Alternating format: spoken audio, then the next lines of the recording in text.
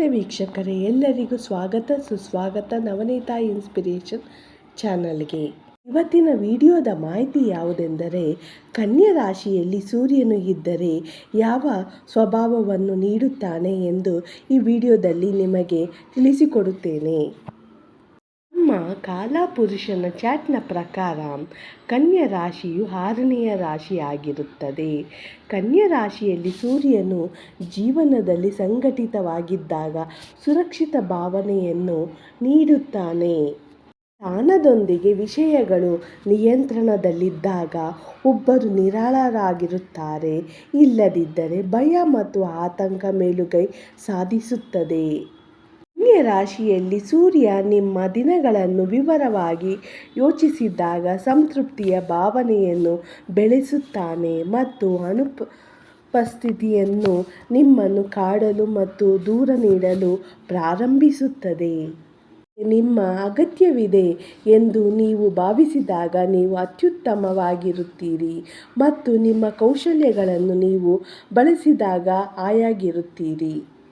ಕನ್ಯಾ ರಾಶಿಯಲ್ಲಿ ಸೂರ್ಯನಿದ್ದಾಗ ಯಾವಾಗಲೂ ಇತರರಿಗೆ ಸಹಾಯ ಮಾಡಲು ಸಿದ್ಧರಾಗಿರುತ್ತಾನೆ ಮತ್ತು ಕೆಲಸವನ್ನು ಮುಗಿಸಲು ಮೇಲುಗೈ ಆಗಿರುತ್ತಾರೆ. ಸರಳ ಜೀವನದಿಂದ ತೃಪ್ತಿಯಾಗಿರುತ್ತೀರಿ ಮತ್ತು ಹೆಚ್ಚಿನ ಮಹತ್ವಾಕಾಂಕ್ಷೆಯನ್ನು ಹೊಂದಿರುವುದಿಲ್ಲ. ನೀವು ಸರಳತೆಯನ್ನು ಮೆಚ್ಚುತ್ತೀರಿ, ಇದು ಕಡಿಮೆ ಆತ್ಮವಿಶ್ವಾಸಕ್ಕೆ ಕಾರಣವಾಗುತ್ತದೆ.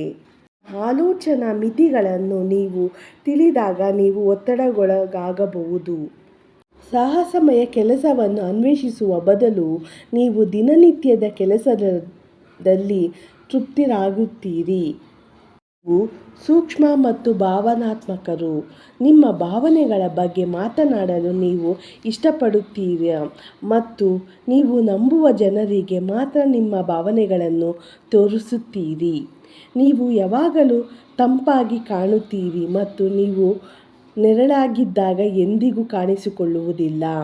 ನೀವು ಇತರರಿಂದ ಭಾವನೆಗಳನ್ನು ಮರೆಮಾಡಲು ಉತ್ತಮರಿರುತ್ತೀರಿ. ನಿಮ್ಮ ಯೋಚನೆಗಳು ಮತ್ತು ದೈನಂದಿನ ದಿನಚರಿಯನ್ನು ಅನುಸರಿಸಿದಾಗ ನೀವು ಗಡಿಬಿಡಿ ಆಗಿರುತ್ತೀರಿ. ನೀವು ನಿಮ್ಮ ಭಾವನೆಗಳನ್ನು ಪ್ರಾಯೋಗಿಕ ರೀತಿಯಲ್ಲಿ ವ್ಯಕ್ತಪಡಿಸುತ್ತೀರಿ ಮತ್ತು ಪ್ರೀತಿ ಮತ್ತು ವಾತ್ಸಲ್ಯವನ್ನು ಪ್ರದರ್ಶಿಸಲು ನಿಮಗೆ ನಿಮ್ಮದೇ ಆದ ಮಿತಿಗಳಿವೆ. ನೀವು ಹೊಸ ಜನರಿಗೆ ತೆರೆದುಕೊಳ್ಳಲು ಸಮಯ ತೆಗೆದುಕೊಳ್ಳುತ್ತೀರಿ. ಜನರು ನಿಮ್ಮಿಂದ ಸಹಾಯ ಮತ್ತು ಸಲಹೆಯನ್ನು ಬಯಸುತ್ತಾರೆ. ನೀವು ಹೆಚ್ಚಾಗಿ ಬೇಗನೆ ಏಳುತ್ತೀರಿ ಮತ್ತು ಹಗಲಿನ ವೇಳೆಯಲ್ಲಿ ಕೆಲಸ ಮಾಡಲು ನಿಮಗೆ ಹೆಚ್ಚಿನ ಉತ್ಸಾಹವಿರುತ್ತದೆ.